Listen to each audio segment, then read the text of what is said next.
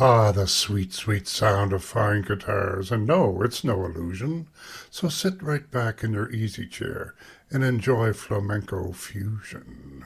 Good afternoon, ladies and gentlemen, and welcome to the Wolf's Den today. Today we are very, very fortunate to have Mr. Lois Leroux in the studio. How are you today, sir? I'm fine. I'm getting better by the minute. That's what we like to hear. Now, Lois, for people that don't know who you are, you've been in the music business for how many decades? Quite a few. Quite a few. The gray hair gives it away. But the bottom line is that I've been in Halifax many times before. In the past, in those decades, we were here as the Raftsmen for many years and did the Don Messer show and Sing Along Jubilee. And they even ran a pilot for a TV show out of here with Jack... famous old Jack, I can't remember his name. It doesn't really matter. It was all part of the fun. And eventually we came back here after doing our tours and the rest of it. My wife is from here, and there's a common expression: you can take the girl out of the sea, but you can't take the sea out of the girl. That's right? for sure. So old salty Susie got me to come back here, and here I am. Go. You know. And now you played a lot with a lot of people back in the day. You did a lot of touring. True. It was the only way to make any money. Yes, and now you hung around with a character from here. He's passed on.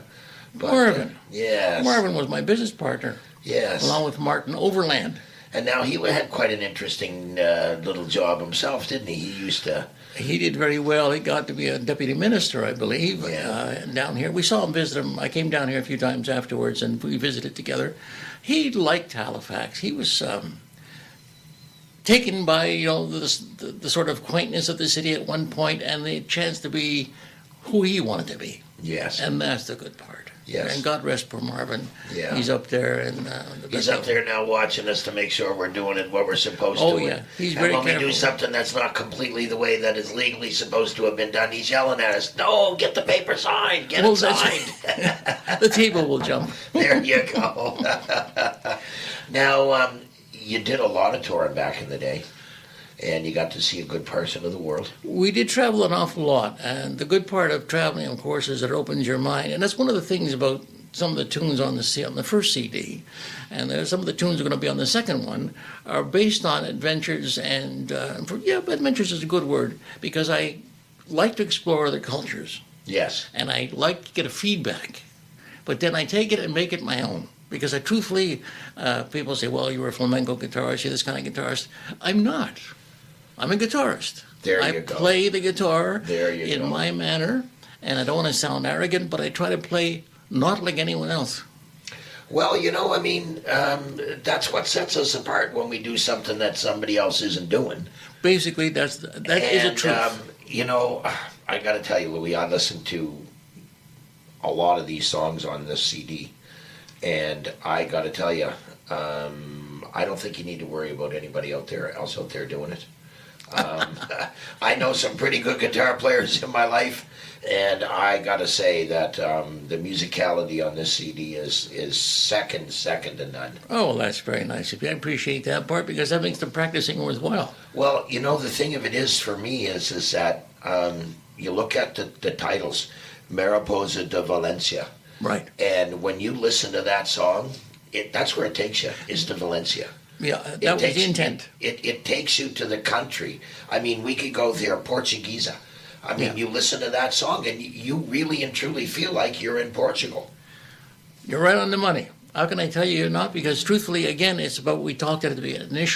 Initially that the cultures that I experienced all have an effect. They all have an effect on you if you listen. You have to learn to listen and pay attention and not prejudge anything. Just listen. And I think that's the problem with a lot of people. They go into stuff with a preconceived idea and they don't open their mind. Very true. That's why people say, well, what kind of genre of music is it? I hate boxes because I would rather say it's music instead of trying to pigeonhole somebody into some little box. Because when somebody says it's classical, somebody else says, I don't like classical. They've automatically, immediately closed their mind. That's right. They put you off on the side and say, well, you don't fit the status quo. And it's one of the few criticisms I've had, is that I don't play in a specified manner, for instance, in an academic manner. And yet I'm cutting the stuff, as they say in the business. I'm cutting the stuff, and someone can say, well, I can't fault what came out, but I can fault your technique. And all I can say is, well, I had to learn myself. I couldn't afford expensive lessons.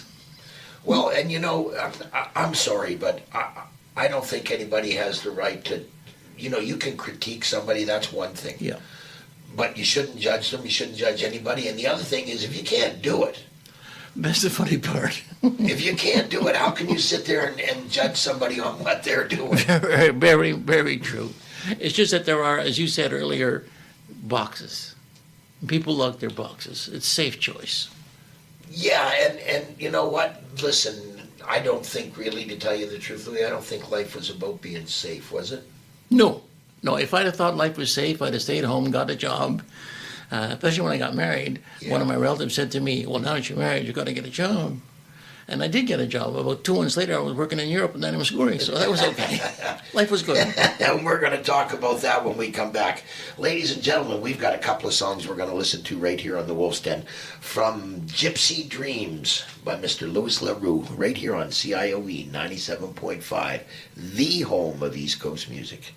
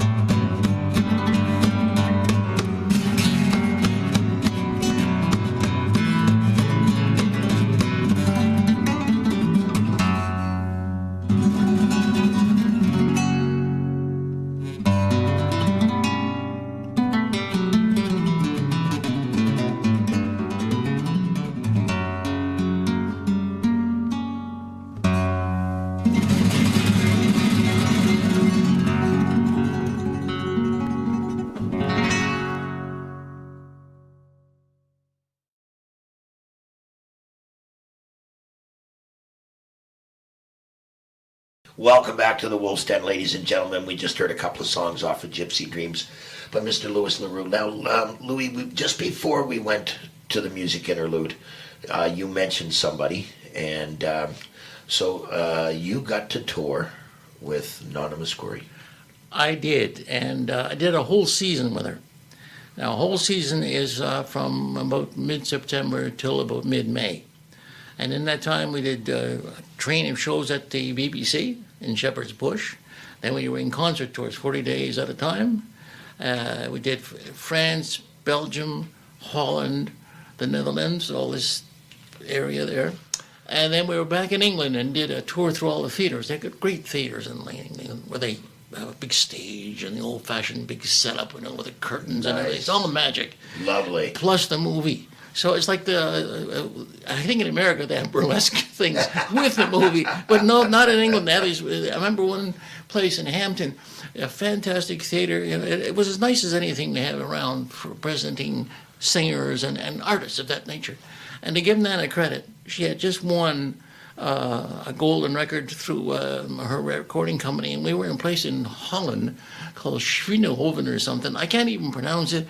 But the funny part was that it's right on the coast.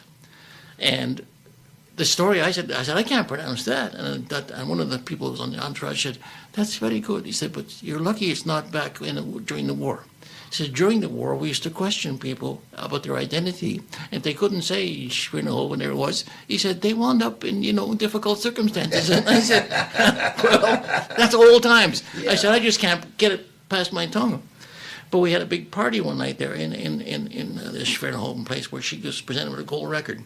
The woman's voice, to give her credit, I was playing the tunes by rote because I grew up in Montreal with some Greek friends. I used to go to the Greek clubs. They were called bouzoukia. And we'd get having a good time. But I brought bands in from Greece, so the music was not foreign to me. And I learned to play some of it, and playing the bouzouki is not that much different than a guitar. In fact, I have one. And I'm going to use it, I think, if I get my little concert tours in the fall. It's going to be on a new CD, and I'm going to use it. And it just has its own charming sound. That's what I mean about blending of cultures. There's something to be taken back, but I play bouzouki like me, not like a Greek. Well, you're not Greek. That's right. But I love Greek food. So the domnales and all that kind of stuff. I go to the church there on Purcell's Cove Road. Oh, yeah. Big feast every summer. Yes. Good stuff. But it's the thing with Nana, and I have to be honest, she's back on tour. She's doing one last roundabout, I guess, called Forever Young. And I don't know if we're allowed to publicize, but it's a public service. Look at it this way. I don't think she will be back after this one. I saw her on French television the other night. She's still very erudite. She's, got her personality. And the beautiful thing about her is I could not understand half of what she said. Of course, because I learned 4 or 5 Greek expressions, because I remember meeting the Greek ambassador in Switzerland, and I said to him, which means I don't speak Greek, I speak English and French. Expressions are what part of that cultural thing I was talking about earlier. So I was covered by those things. But in appreciating Nana's voice, and I think that's what I want to get to on my long-winded point, she sang a song called Manulamu, which is about her mother.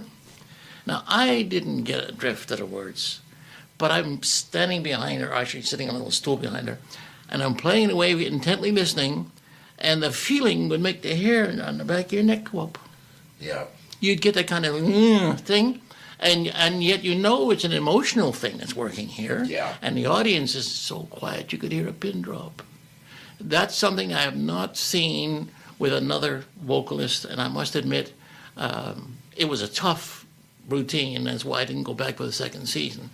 But to listen to her sing live and to be that close where I hear everything, because we had monitors and proper setup, and get the feeling from it. And in fact, another tune called Odos Oniron, which is on the CD, is a thing called Dream Street. It translates. She had that same kind of mournful Asiatic cry in the voice. Yet the words, it was words. There was no theatrics. It was just the tune, and we played little bouzouki leaks. And the bottom line is that was the thrilling to me as a musician. Yes. Because the pitch of the voice, for one thing, was always on.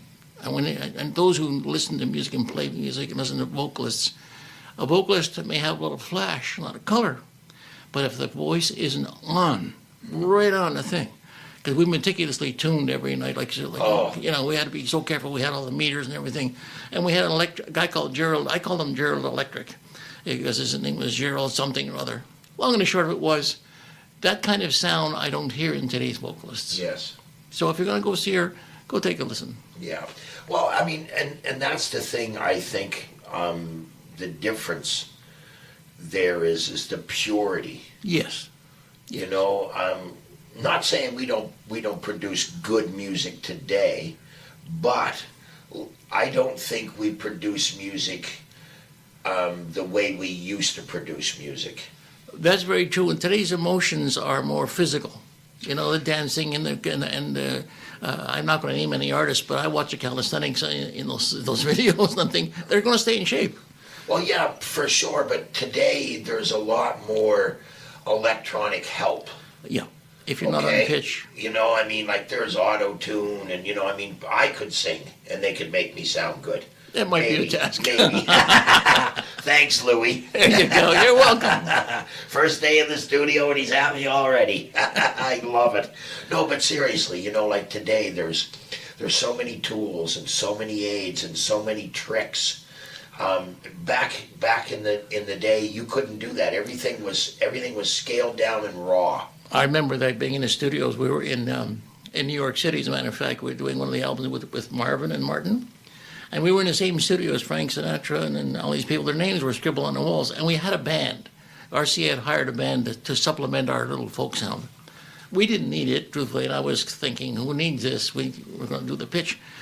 We were doing our song, and it was all right. But the band leader was unhappy, so he kept raising the key. Now, think about it logically. A vocalist who keeps trying to sing higher and higher. So eventually is going to get to the top of the range and they're going to sound like crap.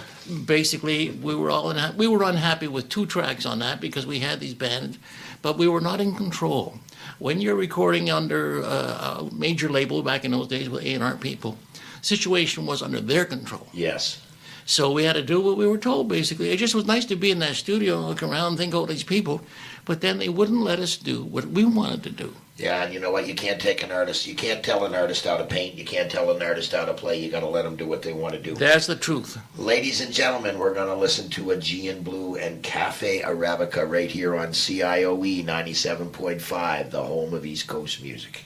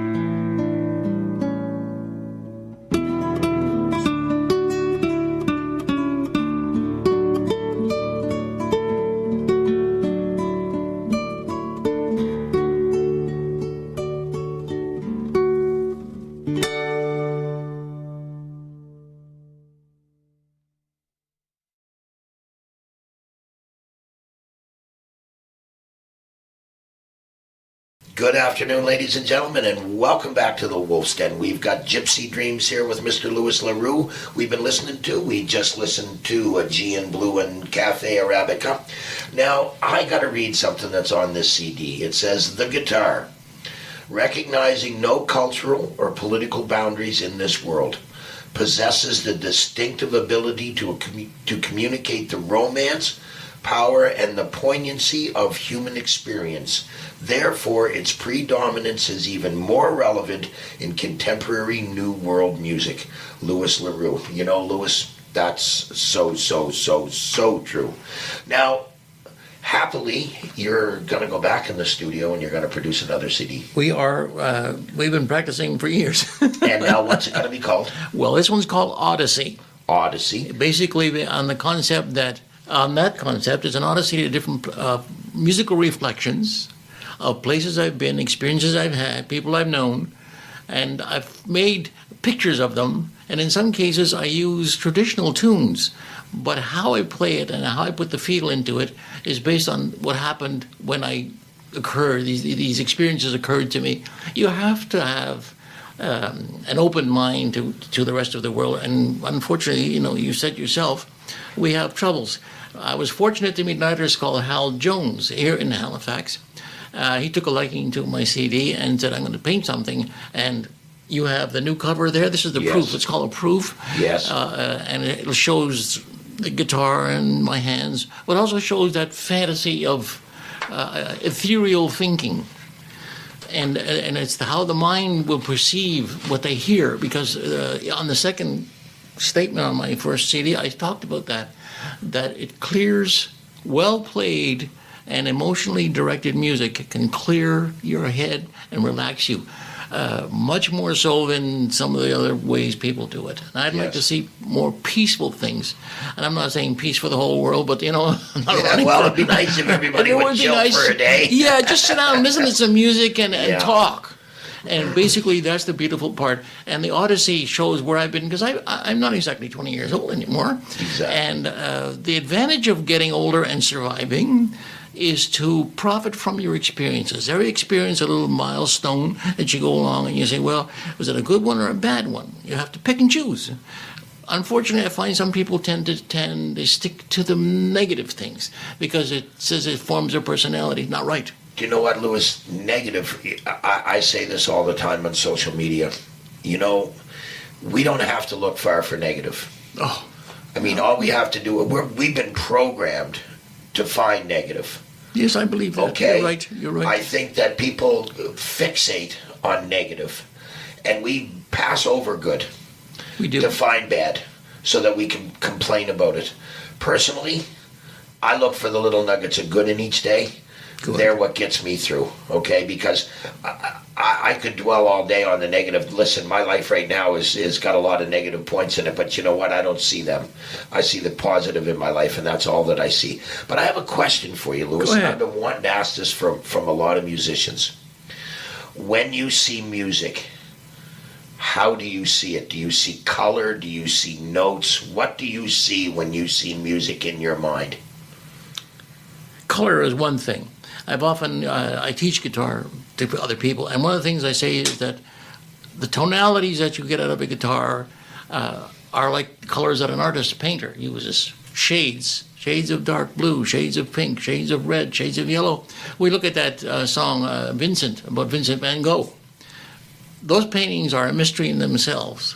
And when you first look at them, you think, oh my, different. But you have to look at them. And I played the Vincent tune. It's going to be on that next CD. For the simple reason being it's so simple, but yet so beautiful. And I play it just with one guitar, and I use it as a kind of poem. I don't keep a tight beat. Yes. I use that shading, this artistic expression that we're taking. It's called shading and coloring and pacing, and I create a portrait, which is why I think when Hal Jones did the cover, he had that sense of color notes flying all over the place. Yeah, and he did produce a cover, really. I think it's beautiful, yeah. I do too, and that's one of the reasons that I looked at this, and I've been wanting to ask this question to musicians, because I know if you ask this to a regular person, they'd say, "What are you, nuts?" But I know that musicians see music in different ways. Okay, so I know that you see it in a different manner, and I've heard people talk in the past that say that music comes to them in colors. It does. It does. You know, and I mean, as a layperson who knows nothing about any of that, for me, that's profound. It's artistic expression. Because, you know, if you're using a volume button to create your color, that's not you. Yes. That's a machine. Yes. So you've got to be able to do it yourself. Well, you know, and that's the thing. I watch guys playing guitar, and they've got 40 pedals on the ground. And when I ask them, what do those pedals do? And they say, well, they make the guitar sound like the guitar. Well, wouldn't the guitar do that? You're right. It's the old catch-22. Yeah, like, I mean, I don't play, so I can't criticize. But I'm thinking, if you got a tool that's making your guitar sound like a guitar, couldn't the guitar do that? Yeah, the only defense on that is that they're shading the music for a crowd that needs more than pure sound. Yes. Yes, and I agree with that. Now, we're going to listen to San Miguel, and we're going to listen to Amor Portuguesa. Portuguese. Portuguesa, yeah. Portuguesa. That's fado, F-A-D-O. It's a kind of Portuguese flamenco, for lack of a better term. Okay. It's a music that's in a very small cultural group of people. They play it with a strange-looking little guitar. And it was a famous singer called Amelia Rodriguez, who has long since passed on to that bodega in the sky. But the bottom line is she had that feel. Yes. And that's the same thing I mentioned about Nana. The feel was that when you heard the song, you knew what was happening by the color of her voice. Yes. You know what, ladies and gentlemen, I can't wait to hear them. Coming right up here off of Gypsy Dream, right here on CIOE in the Wolf's Den 97.5, the home of East Coast music.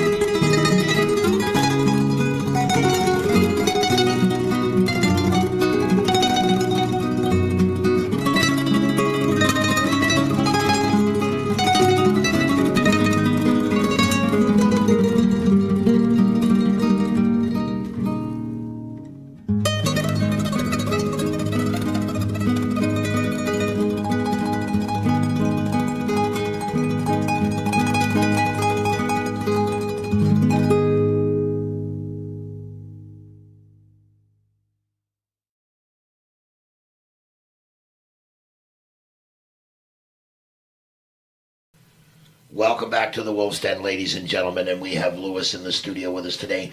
Now, can you please take me back to where all this started? How old were you when you first started playing a guitar? 12. And what was your influence then? I was listening to actually Sunday morning programs on the mothership CBC at one point, and they used to play Clyde McMore or something was his name. Poor man is gone, but he was very adventurous in a sense like you're doing. He puts out things that he thought were provocative to people, worth listening to, and he put out records by Sabicas, who was Agustin de Castellon, a flamenco guitarist of great quality, and Carlos Montoya, who I thought was God's gift of the guitar. And then there was a few other guys who came along that I was listening to. I listened to some jazz guitar players, and I thought to myself, well, anyway, I'll get right to it. That style of exciting, full guitar playing, not singular note. Yes. But to tell the truth, when I was doing my homework, and when I was going to high school, I used to tune into WSM and the Grand Ole Opry.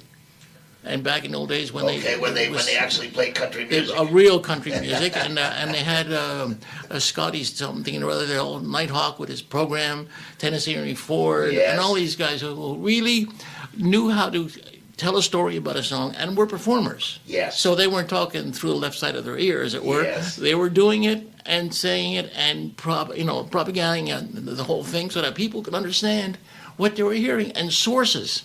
Now, I mentioned earlier in the interview about how I'm affected by cultural things. There was a guy called Mac Wiseman, big portly man, who had developed bluegrass runs on the guitar. I thought, I've got to learn those. Those are special. Anyway, when I was in England, they paid off. And here's why. We're at the BBC and we're doing some songs with Nana, and she decided to use Bobby McGee as part of her show. Now, I wanted to put in American-sounding guitar background. So I played it with the Mac Wiseman chord changes and the little dum things. And the English guitarist in the band, because they always had a house band, a really top line professional house with strings and percussion and everything. In addition to us, when we played, they would add on this full background color. Anyway, long story short, he came up after me and says, "What was that you did?" Oh, I said, "That's Mac Wiseman." And of course, they went, phew. No need any more who Mac Wiseman was. So I said, well, let me show it to you. It's very simple. It's really a scale, but it's the feel, the timing, and how you put it in place. So he's watching, and this man was a very competent band guitarist, very competent. And I showed it to him, and he picked it up in 5 minutes. I said, the thing is the timing. Watch when you're playing to emphasize the first note, and do it. I said, and that'll carry it through, because it's a simple scale line, but you have to have that bluegrass feel. Anyway, he became a fast friend and admirer at the time. He said, before you leave, you'll have to show me some more. So I was there for 18 weeks. We were doing the series of taping shows every weekend. And so I had a little something, and they tuned the 4/4 G chord, for instance, with a third finger on the D and the fourth finger on the G, so you get this sort of harpy sound. Well, I couldn't have given them a better present. But it was just sharing of stuff, see? But that's what music is. Oh, it is. It truthfully is.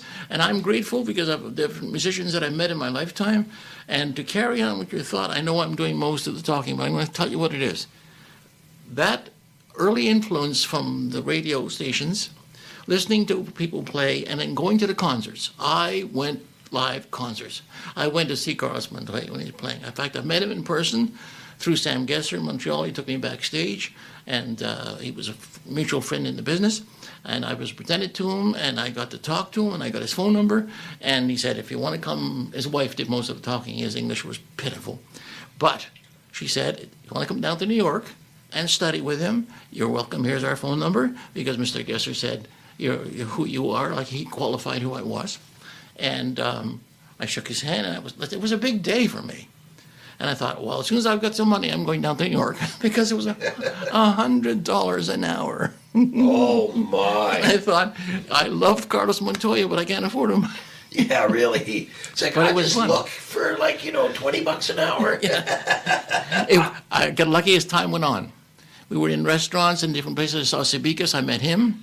Very, very competent man, but very quiet and very family-oriented.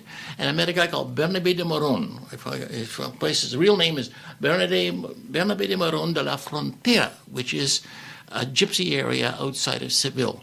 And he was working in one hotel and I was working in another. Long story short, we got together on a social basis. I learned to speak a bit of Spanish. He learned to speak a bit of French. And he taught me how to play the basic rules of flamenco.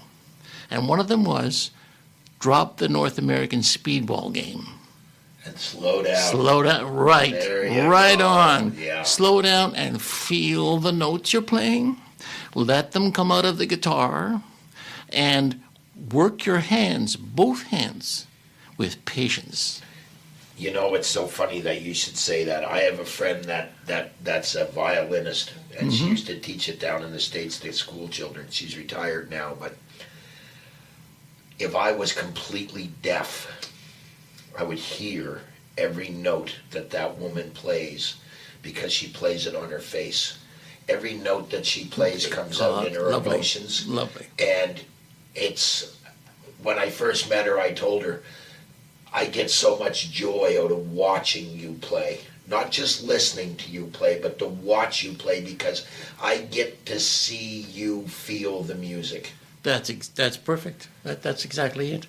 Because that's the transmission that's necessary. Sound is important, but the concept of an artistic expression is occurring in front of you. You get the whole, audio thing, you get the visual thing. It's an AV experience, put it that way. And that's when it's successful.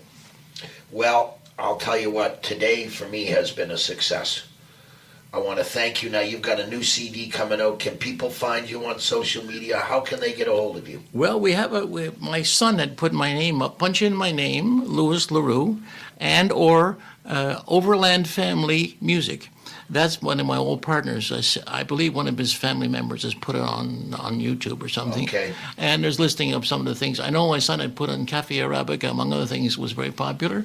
And I think the soundtrack is there. Fantastic. Well, again, I want to thank you so much for stopping by the Wolf's Den today. It's been a real pleasure for me, and it's been an honor to meet you, sir. I want to thank you again. I wish you all the best. When you get your new CD together, would you please come back and we'll do a show on it as well? Oh, absolutely. It's been fun. It's nice to work with someone who understands what's going on, as opposed to having to be a formula type of thing. It's been really fun. Thanks. Excellent. Well, we do want to thank you, ladies and gentlemen. As we always say here on the Wolf's Den, please, please be nice to each other, be kind, and always, always, always hug the ones you love.